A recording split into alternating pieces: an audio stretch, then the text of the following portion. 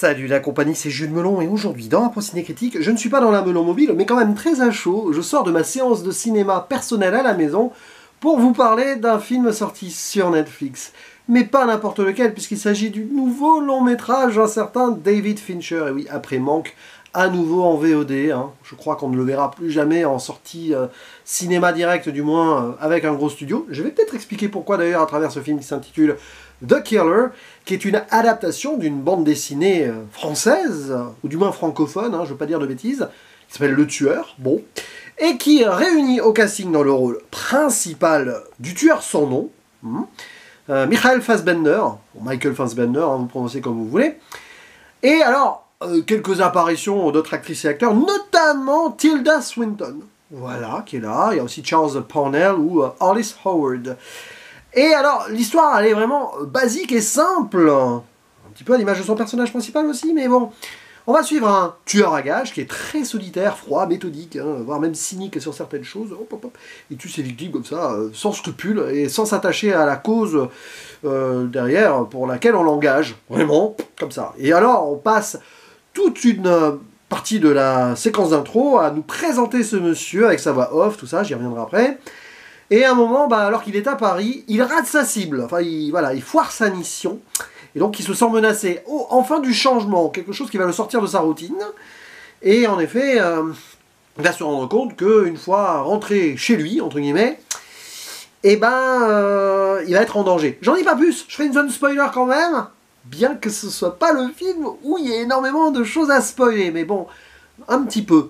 Du moins pour expliquer le message que je trouve très pertinent derrière. Oui, peut-être qu'il y a un message. Et donc voilà, on va ensuite voir l'action se dérouler sous forme de chapitre où il va partir se venger, hein, grosso modo, hein, puisque le client pour qui il a raté sa cible, ou plutôt l'avocat de ce client, enfin voilà, celui qui s'occupe de l'affaire, va faire en sorte qu'il soit puni d'avoir raté sa cible.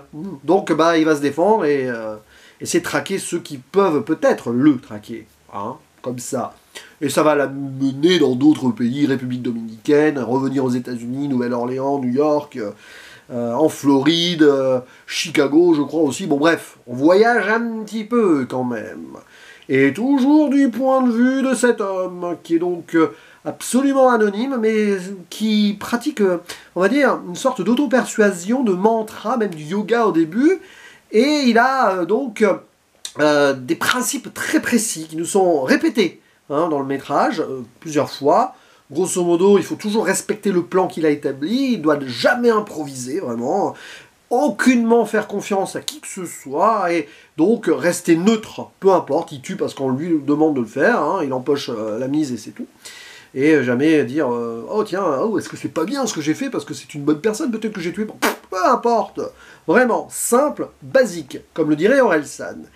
Sauf que, évidemment, même si sur le papier, c'est quelqu'un qui ne prend pas parti, qui n'a aucun dieu ni patrie, comme il dit, qui n'en a rien à faire, eh bien là, avec ce changement dans cette cible ratée, son petit monde va forcément un petit peu s'effriter et il va évoluer sans vraiment s'en rendre compte à travers ce cheminement et donc ces cibles qu'il va lui-même abattre pour sauver sa peau.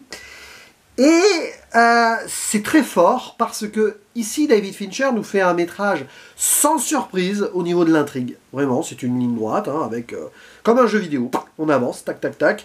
Il n'y a aucun retournement de situation. Alors, il y a peut-être une surprise à un moment que j'évoque pas ici dès le deuxième chapitre, parce qu'on s'attend pas à cela, surtout ce qui, par rapport à ce qu'il dit au début, on le voit solitaire et tout, mais il y a une petite quand même comme ça, tiens, quand même le monsieur, mais bon.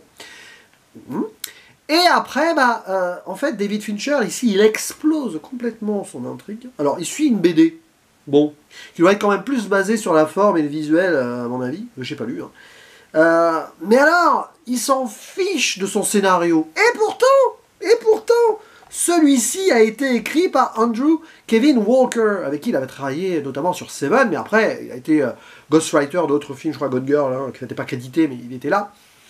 Donc on pouvait s'attendre quand même à ce que ce soit techniquement chiadé. Hein, Seven, Gun Girl, mais c'est volontairement dépouillé de cela, parce que Fincher, il a décidé de faire le film le plus Fincher possible. Oui, vous êtes fan de Fincher sur la plastique, l'esthétique, la forme, vous devriez aimer le film, vraiment.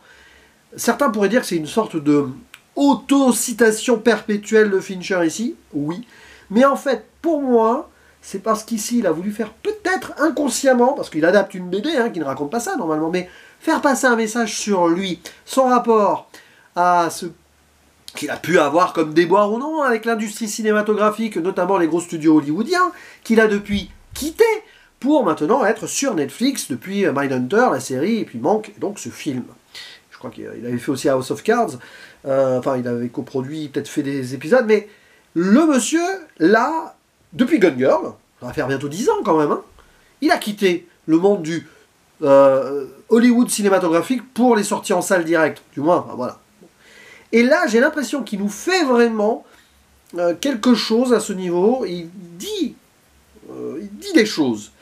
Pour moi, le tueur, le personnage principal, c'est David Fincher. Enfin, c'est un ersatz, c'est un miroir, si vous voulez. Son côté clinique, méthodique, comme cela, vraiment, tac, tout est précis et tout. C'est la mise en scène de Fincher. On le connaît sur d'autres films.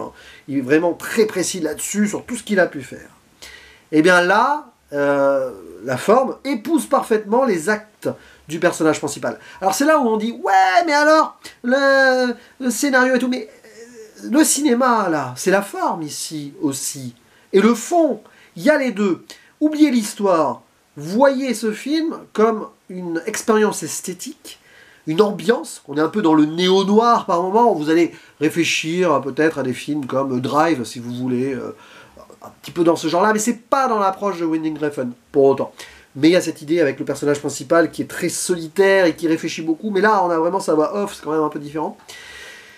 Et il met en place donc son cinéma, et il en fait quelque chose sur un discours que le monsieur a, qui est très en opposition avec certaines de ses œuvres préalables. Alors pourtant, le film commence en mode 90s avec ce générique direct comme ça, sans image du film, à la Seven ou à la Fight Club, avec la musique évidemment de Trent Reznor et Atticus Ross. Alors, il y a d'autres musiques extra-diégétiques, enfin intra, parce que si, il écoute beaucoup des musiques de Smith. Il y a un moment, il y a du Portishead aussi, enfin bon, parce qu'il aime la musique. Donc là, du côté Drive ou Baby Driver, même si vous voulez, mais bon, c'est assez différent, vraiment différent quand même, clairement différent.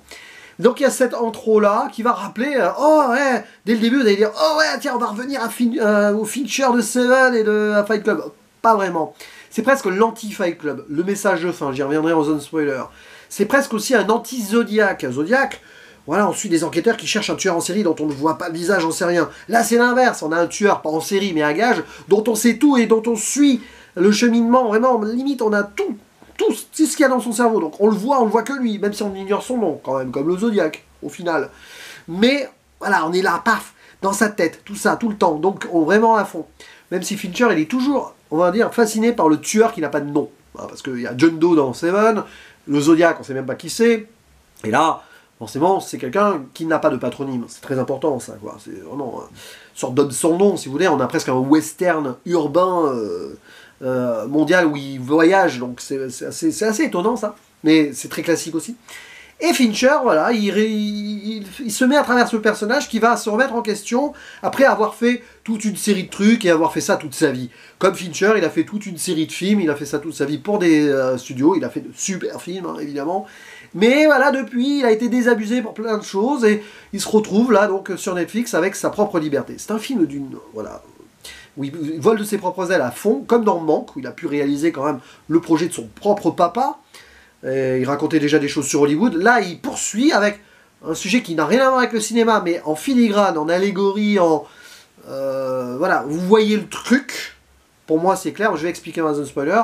Et clairement, ici, il y a une blague à un moment avec Tilda Swinton, c'est assez fascinant quand même, je pense. Voilà, il dit énormément de choses. Alors, spoiler quand même, si vous voulez. Pour expliquer deux choses. Déjà, peut-être première surprise, il y a une surprise quand même. Une surprise, il y a deux surprises, la fin et le début du chapitre 2 qui nous montre donc ce tueur qui dit n'a rien avoir à foutre de pas avoir la confiance de s'attacher à personne, mais quand même, il a une petite amie en République Dominicaine. Mais ouais, il est amoureux. Et il la retrouve, et celle-ci s'est fait attaquer parce qu'il a raté sa cible, et c'est pour ça qu'il va se venger en fait. Parce qu'on a osé attaquer la seule personne vraiment qu'il aime. Petit paradoxe avec ce personnage qui a une forme de dualité à la Fincher, c'est qu'il a beau être comme ça, il a une vie privée quand même où il est attaché à quelqu'un. C'est pas pour autant Tyler Durden, hein, évidemment, mais il y a cette idée-là. Et donc derrière, bon, ça se déroule, ça se déroule. Il y a la blague de l'ours, je vais y revenir. Et à la fin, il y a une happy end très étonnante, où tout le film, il se dit, moi, je suis l'un de ceux qui sont, voilà, je suis pas dans la multitude, je suis à part, etc. Bah, il va apprendre dans le film que non, il n'a pas à être à part, c'est pas ça son destin, au final. Il peut sortir de ce cycle-là, de cette boucle, et il peut voler de ses propres ailes et voir l'avenir devant lui. Il se retire, et il est heureux avec sa copine qui s'est rétablie, tranquille, voilà, sur la plage. Ça, c'est fort, ça. Et c'est vraiment l'anti-Fight Club à la fin. C'est vraiment, voilà, c'est pas le côté anticonformiste de Fight Club. Non, là, il va essayer de se conformer à une vie qui n'a jamais pu être la sienne, celle de Monsieur Tout-le-Monde, qui pourra avoir peut-être une famille avec sa petite amie. Et ben, voilà. Et alors, il y a cette histoire de la blague de l'ours, là, avec Tilda Swinton. C'est intéressant que Fincher ait casté la seule autre actrice très connue du film pour cette blague-là. L'histoire donc du chasseur et de l'ours. Le chasseur, s'il n'arrive pas à tuer l'ours, l'ours lui donne la possibilité, soit je te mange, soit je te sodomise. Et à 3 reprises, il rate l'ours, et à 3 reprises, il se fait sodomiser par l'ours.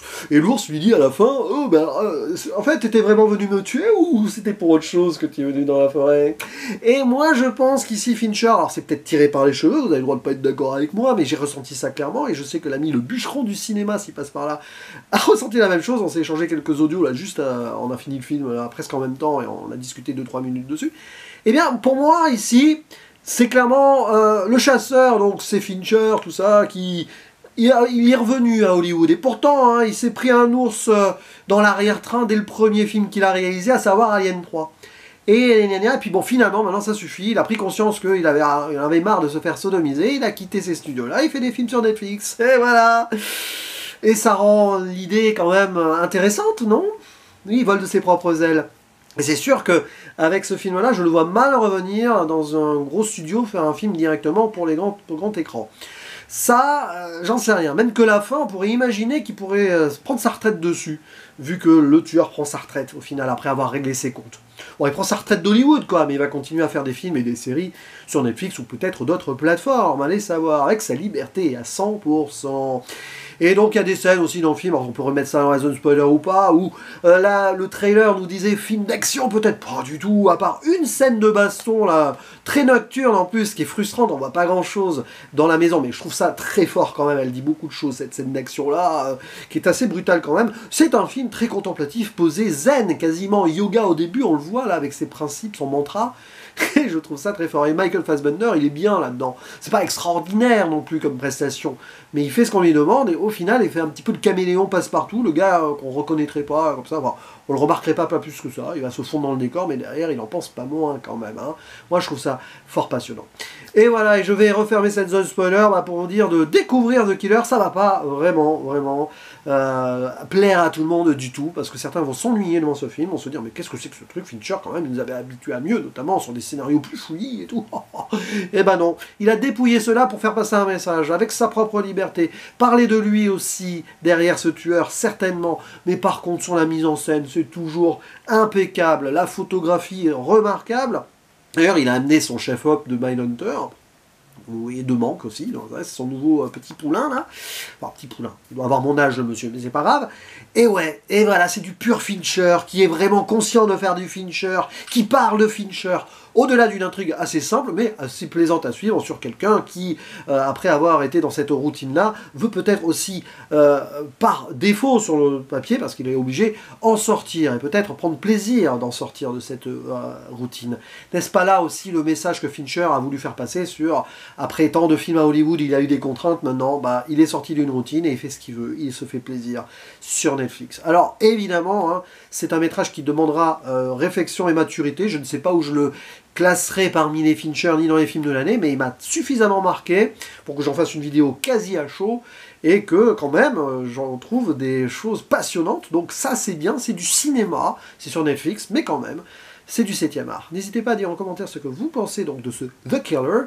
Ça va diviser, donc je veux vous voir débattre en commentaire. Moi, je répondrai évidemment avec grand plaisir, bien sûr, à chacune et à chacun. Je vous dis à la prochaine, ciao!